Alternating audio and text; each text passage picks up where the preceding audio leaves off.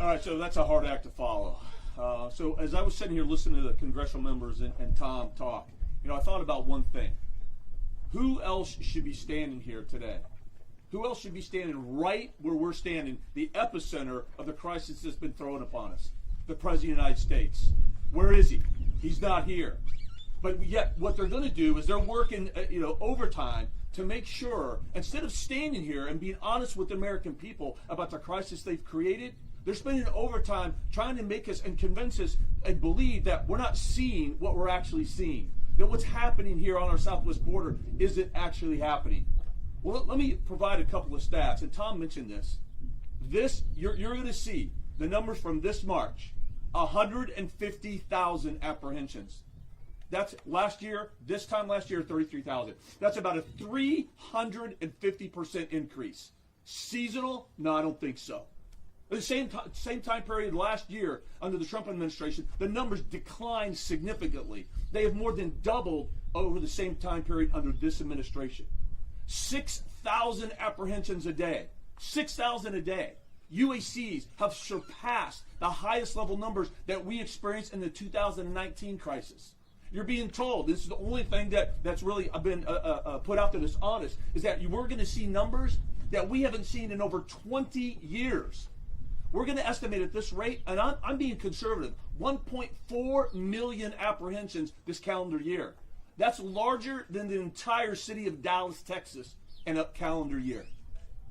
And now I'd like to say something directly to our current DHS Secretary, Mayorkas. Mr. Secretary, I'm asking you, please, stop lying to the American people. Stop lying to the brave men and women of the Customs and Border Patrol that Tom talked about, that are out here on our front lines defending this nation. Stop telling the American people that our borders are secure. You know it's a lie. Stop saying that our borders aren't closed. Look, right now, if you're an unaccompanied minor outside of Mexico, you're being released into the interior United States. If you're a family from the Western Hemisphere, right now, you are being released into the interior United States. If you were once an enrollee in the Remain in Mexico program, you are now being brought to our borders and released into the interior United States. So far under this administration, if you count UACs, unaccompanied minors, and families that have been released, that number exceeds 45,000. And I'm being conservative. Don't tell me that our borders are closed. And as far as the borders being secured, Mr. Secretary, that's another lie. And look, I could talk for 2 hours about just how our borders are open, but I'd love to give you one stat, one realistic thing that's happening right now. And some of the congressional members mentioned it. Right now, the Border Patrol, and we've been here. We've seen this. This is not our first rodeo. In 2019, when everybody called it a crisis because we knew it was a crisis, the cartels, they changed their tactics. They started using families and unaccompanied minors as a distraction, using them as a piece of garbage. We saw, Tom and I, we were out a couple nights ago, we saw in action hundreds of family units and unaccompanied children. The cartels, the smuggling organization, put them in one area. And so, of course, what happens? The Border Patrol resources, it takes an exhaustive amount of resources to go there and provide the humanitarian assistance that's needed. And so what happens right to our left and right? The border is wide open. It's not monitored. And Mr. Secretary, it is not secure. Drugs are pouring in and criminal aliens are pouring in. Right now, because in some areas, this one being one of them, 40 to 50% of Border Patrol resources are being pulled off the line, away from their national security mission. And so what's happening right now? They're estimating 1,000 gotaways every day. 1,000 every day. Criminal aliens coming through every single day. 30,000 in a month. No, Mr. Secretary, our borders are not secure. Another thing that I really wanted to mention too, another just complete misdirection, and quite frankly, another lie that this administration is telling.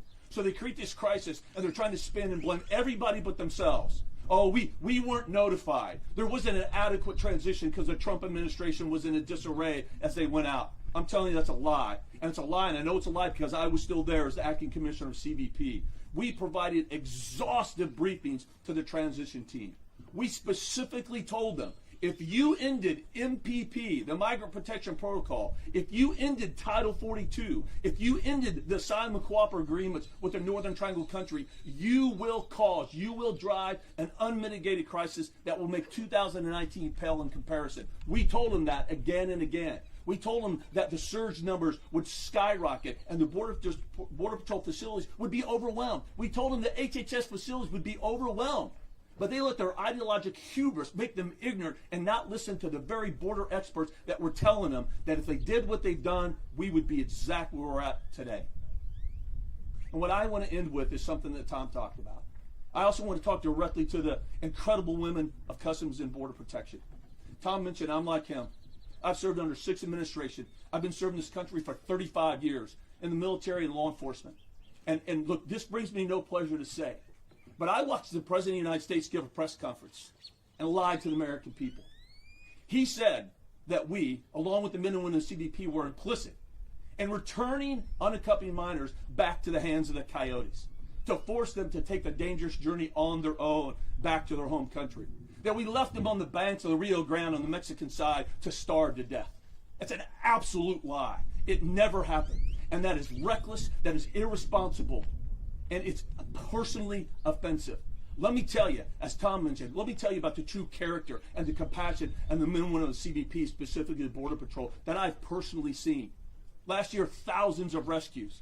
Just this past week, here in Texas, we had a mother and a daughter and a son drowned trying to come across the Rio Grande River, and the coyotes just left them there. Who do you think responded? Border Patrol. Who do you think saved the mom and the son? Brought them back to life. Unfortunately, they couldn't bring the daughter, 9-year-old, she died. That's the true character of the men and women. They're not leaving anybody on the banks of anywhere to die and to starve to death. They never return unaccompanied minors to the hands of cartels. What we did is we spent an incredible amount of funding and resources and time providing them clothing, food, shelter, medical attention. We chartered 747s at great taxpayers' expense, similar aircraft that professional athletic teams charter, and flew them back to their home country, where we coordinated extensively with the home country to make sure they had the capacity to receive them. And guess what? Return them to their families in their home country. That's the truth. So I'm going to finish by saying to the men and women of Customs and Border Patrol Protection, thank you for what you do every single day. You're my heroes, and you're always going to be my heroes. Amen. Thank you.